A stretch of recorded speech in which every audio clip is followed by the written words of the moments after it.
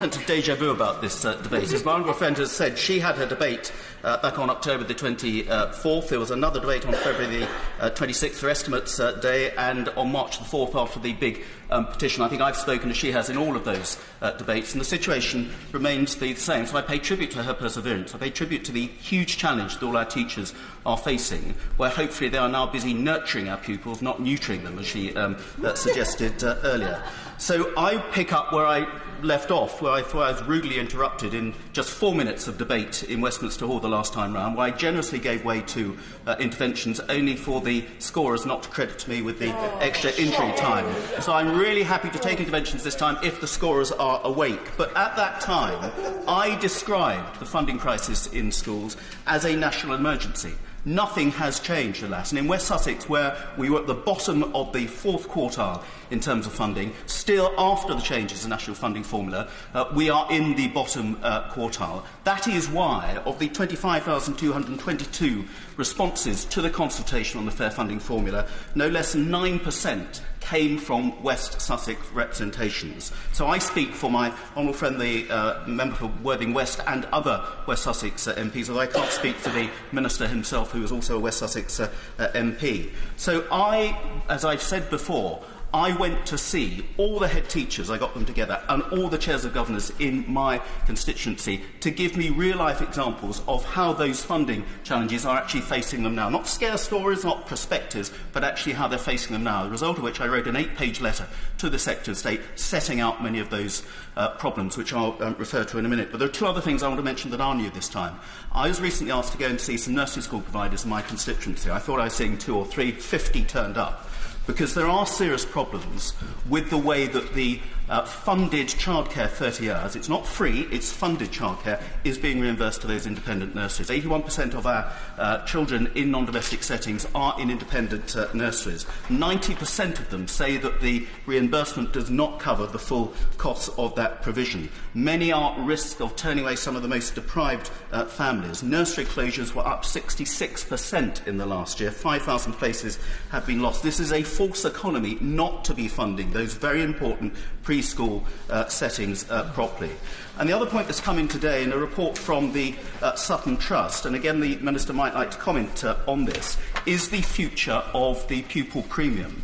So when the new funding round comes round, will we make sure that the pupil premium is there? Because again there are concerns that the pupil premium is increasingly being used, particularly in the more deprived schools, to plug gaps in the school budget, not to fund those pupils who particularly need it. I'd be happy to give way to the Chairman. I thank my honourable friend for giving way, and he was a brilliant children's minister, and he knows about this subject enormously. But does he not agree with me that he's raised the pupil premium, that pupil premium should be much more accountable, and it should be spent, the government need to look at whether it is working and how the money is being spent, and it should be on the most disadvantaged pupils. Which is absolutely right, and I think his committee, before his time, did a report on this, finding out that the pupil premium was not going to those pupils for whom it was absolutely intended and absolutely essential to make sure they could close that gap with the children who didn't qualify for it. The other issue I want to take up again with the Minister, and I did not get a proper reply last time, is the justification for schools having to fund out of their own budgets the 2% pay rise in salaries this year. That is a very significant hit on our schools. And when the government, in their paper on school costs in February, said that actually schools could be far more efficient and save a lot of money if they had better procurement methods, the trouble is that in many of my schools, the staffing budget now accounts for something like 90% of the overall school's budget.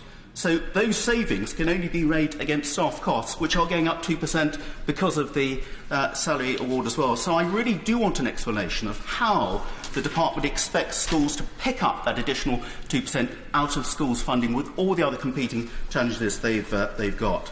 So if I can just refer to a few of the points that came out of my roundtable meetings, Madam Deputy Speaker. Shortfalls are being clawed back by reducing staffing costs, which in some cases account for, as I say, 90% of a school's budget.